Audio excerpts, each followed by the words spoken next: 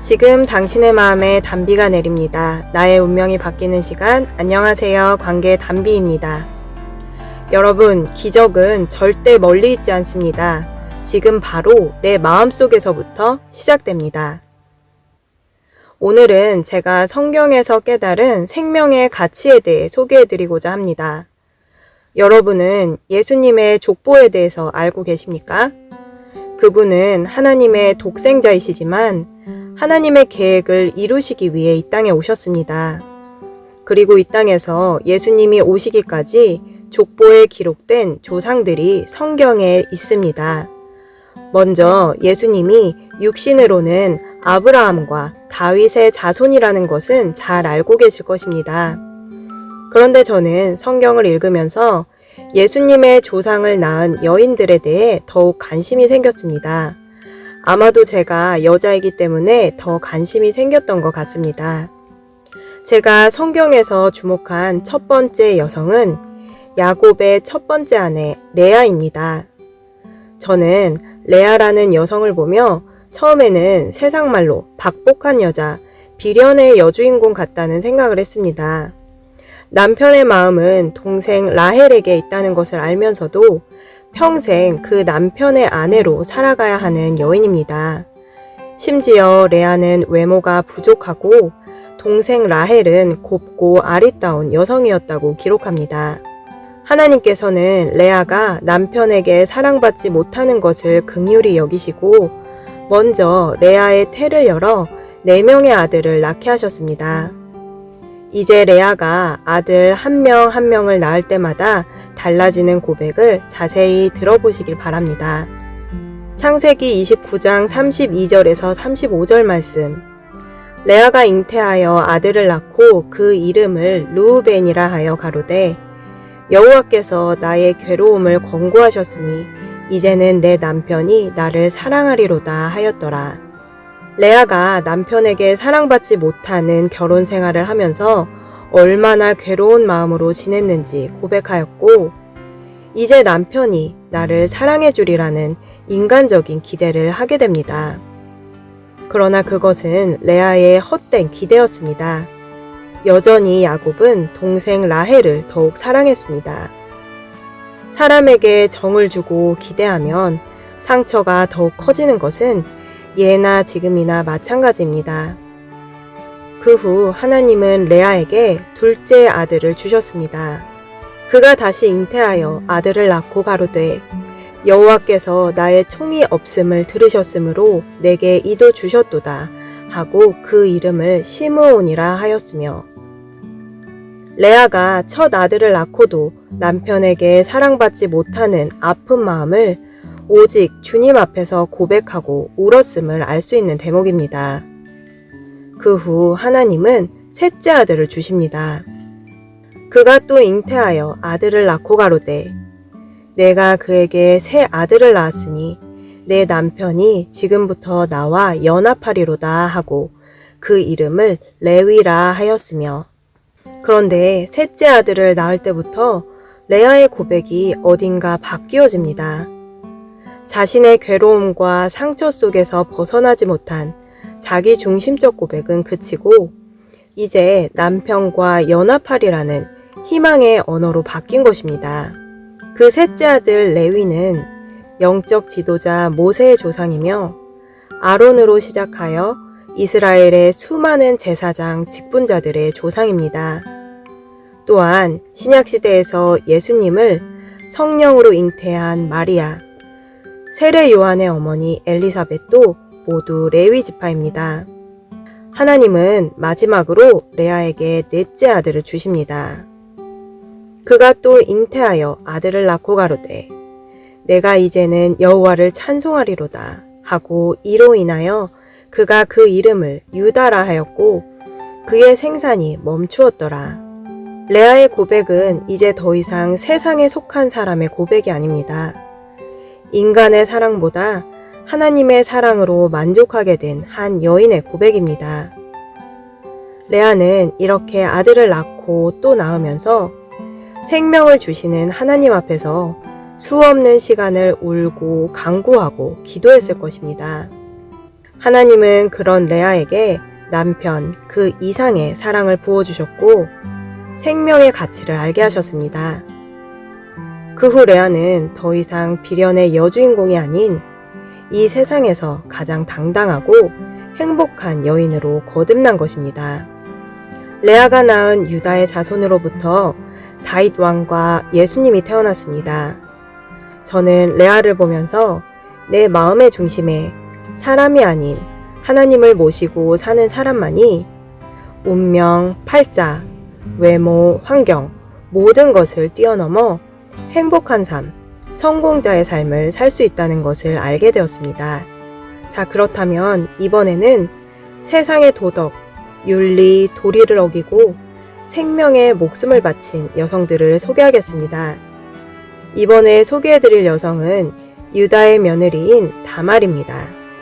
유다는 장성하여 선조들의 전통대로 믿음의 여인과 결혼하지 않고 믿음이 없는 가나안 여인과 결혼하여 세 아들을 낳았습니다. 아들들이 장성하여 유다는 첫째 아들 엘을 위하여 다말이라는 며느리를 얻어주었는데 얼마 후 장자 엘이 주님 보시기에 악하여 죽게 됩니다. 그 후 전통대로 다말을 둘째 아들과 결혼을 시켰는데 이번에는 둘째 아들이 잠자리를 거부하였고 그 행위가 주님 보시기에 악하여 둘째 아들 또한 죽게 됩니다. 유다는 두 아들을 잃게 한 다말에게 좋은 감정을 가질 수 없었을 것입니다. 그래서 마지막 셋째 아들까지 잃을까 두려워 다말에게 셋째가 장성할 때까지 친정에 가서 있으라는 핑계로 다말과의 인연을 끊으려고 하였습니다.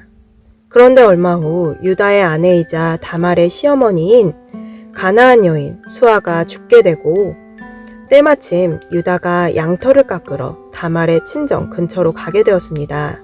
이것을 알게 된 다말은 생명을 잉태하겠다는 일념 하나로 창녀로 분장하여 시아버지와 동침하였고 쌍둥이 아들 베레스와 세라를 얻게 됩니다. 요즘의 상식으로는 도덕으로는 절대로 이해될 수 없는 일입니다. 저 또한 몇 년 전까지만 해도 목사님께서 다말에 대해 말씀하실 때마다 의문이 생겼습니다. 아무리 그래도 창녀로까지 분장해서 시아버지와 동침할 생각을 한 다말이라는 여인이 전혀 이해되지 않았습니다. 그런데 생명의 가치가 얼마나 귀한 것인지 깨닫게 된 이후로 다시 다말의 일화를 볼 때에 하나님이 주신 귀한 생명을 잉태하겠다는 그녀의 신념에 감탄을 하게 되었습니다. 그녀는 생명을 얻기 위해 세상 사람들이 목숨보다 귀하게 여기는 자존심을 휴지 조각처럼 버렸습니다. 생명을 얻기 위해서라면 창녀가 되어도 되는 것이었습니다.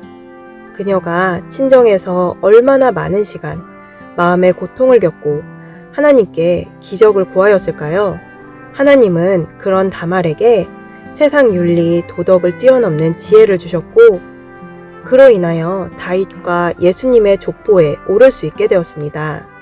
유다는 그제서야 하나님의 뜻이 아닌 자신의 생각대로 살아왔던 지난날을 회개하고 굴욕적인 대접을 받으면서도 하나님의 뜻을 이뤄낸 다말을 인정해 주었습니다. 저는 다말을 보면서 하나님은 생명을 사모하는 사람에게는 세상 법을 뛰어넘는 방법으로라도 복을 주신다는 것을 깨닫게 되었습니다.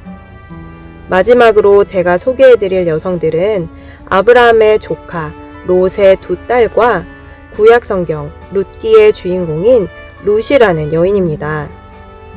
구약 성경은 신약 성경의 그림자라고 하듯 예수님을 예언하고 예수님과 관련이 없는 사람들은 1.1획도 기록되어 있지 않습니다. 그런데 구약 성경에 자칫하면 예수님과 관련이 전혀 없어 보이는 아브라함의 조카 롯과 두 딸들에 대하여 자세히 기록되어 있습니다. 많은 분들이 조카 롯을 떠올리면 죄악으로 멸망받은 소돔과 고모라만을 떠올릴 것입니다. 그런데 저는 소돔과 고모라가 멸망당한 후 도망 나온 롯과 두 딸들에 대한 부분이 이해하기 힘들었습니다. 두 딸들이 아버지 롯을 만취하게 하여 근친상간을 한 이야기가 굳이 왜 성경에 기록된 것인지 이해되지 않았던 것입니다. 그런데 나오미의 며느리였지만 훗날 보아스의 아내가 되어 다윗의 증조 할머니가 된 룻기를 보면서 두 무릎을 쳤습니다. 누군가 저에게 성경에서 가장 닮고 싶은 사람이 누구냐고 한다면 저는 망설이지 않고 룻이라고 말할 것입니다. 저는 룻이라는 여인만이 가진 바보 같을 만큼 순수한 믿음, 앞뒤를 보지도 따지지도 않는 결단력을 동경합니다. 그런데 저는 그 룻이라는 여인을 묵상하다가 그 여인이 모압의 여인이라는 것을 알게 되었습니다. 저의 고정관념으로 모압 족속은 믿음이 없는 이방 민족이고 이사야서에서 모압에 관한 경고를 보며 하나님께 저주를 받아 멸망받은 족속이라고만 생각하였습니다. 그런데 모압에서도 진주 같은 여인 룻이 있었고 하나님은 그 여인을 모압 족속에게서 쏙 빼어내셨습니다. 룻은 비록 믿음이 없는 모압 족속에서 자랐지만 유다 베들레헴에서 온 시어머니 나오미를 통해 하나님을 알게 되었고 그 하나님이 자신의 생사 화복의 주관자임을 확실히 믿게 되었습니다. 그 후 그녀는 자식도 없이 남편이 죽었지만 믿음을 잃지 않았고 시어머니가 친정으로 돌아가서 재혼을 하라고 강권을 함에도 이렇게 대답합니다. 룻기 1장 16절에서 17절 말씀. 룻이 가로되 나로 어머니를 떠나며 어머니를 따르지 말고 돌아가라 강권하지 마옵소서. 어머니께서 가시는 곳에 나도 가고 어머니께서 유숙하시는 곳에서 나도 유숙하겠나이다. 어머니의 백성이 나의 백성이 되고 어머니의 하나님이 나의 하나님이 되시리니 어머니께서 죽으시는 곳에서 나도 죽어 거기 장사될 것이라. 만일 내가 죽는 일 외에 어머니와 떠나면 여호와께서 내게 벌을 내리시고 더 내리시기를 원하나이다. 이렇게 목숨을 걸고 하나님을 따르겠다는 룻의 고백은 저에게 엄청난 감동과 도전을 주었고 이 고백이 저의 기도 제목이 되기도 하였습니다. 시어머니 나오미는 룻의 결심을 말릴 수 없다는 것을 알고 며느리와 함께 고향으로 돌아오게 됩니다. 그 후의 이야기는 여러분도 잘 아실 것입니다. 하나님은 세상에서 가장 가난하고 연약한 두 여인에게 보아스라는 믿음의 사람을 붙이시고 상상치 못한 축복을 내리십니다. 룻기는 이렇게 마칩니다. 룻기 4장 18절에서 22절 말씀. 베레스의 세계는 이러하니라. 베레스는 헤스론을 낳았고 헤스론은 람을 낳았고 람은 암미나답을 낳았고 암미나답은 나손을 낳았고 나손은 살몬을 낳았고 살몬은 보아스를 낳았고 보아스는 오벳을 낳았고 오벳은 이새를 낳았고 이새는 다윗을 낳았더라. 베레스는 유다와 다말 사이의 아들이며 보아스에게서 오벳을 낳은 룻은 모압 여인입니다. 그리고 모압 족속은 이 땅에서 하나님이 주신 생명이 절대로 끊어져선 안 된다는 믿음의 딸이 낳은 자손입니다. 역대하 16장 9절 말씀. 여호와의 눈은 온 땅을 두루 감찰하사 전심으로 자기에게 향하는 자를 위하여 능력을 베푸시나니 하나님은 지금도 온 땅을 자세히 샅샅이 살피시며 전심으로 하나님을 향하는 자를 위하여 능력을 베풀고 계십니다. 전심으로 하나님을 향한다는 것은 하나님의 생명을 사모하는 마음의 사람입니다. 마음의 중심에 하나님의 사랑을 품고 있는 사람입니다. 진정한 능력은, 진정한 기적은 나의 마음에서부터 시작됩니다. 오늘 이 영상을 통해 하나님이 모든 사람에게 간절히 주길 원하시는 생명의 가치가 전파되기를 기도합니다. 저희 사랑과 사람 치유센터에서는 예수 그리스도의 생명의 사랑을 받아 세상을 이기는 믿음, 생명 안에서 왕노릇하는 성도를 양성합니다. 마음에 감동이 오시는 분들은 영상 끝 이메일로 연락 주시길 바랍니다. 오늘 영상은 여기까지입니다. 끝까지 시청해주신 여러분 감사드립니다. 영상이 도움되셨다면 구독, 좋아요, 알림 설정을 부탁드립니다. 누구나 아름답습니다. 누구나 희망이 있습니다. 이상 메마른 관계의 담비 같은 소식을 전하는 관계의 담비였습니다. 여러분 새해 복 많이 받으세요. 감사합니다.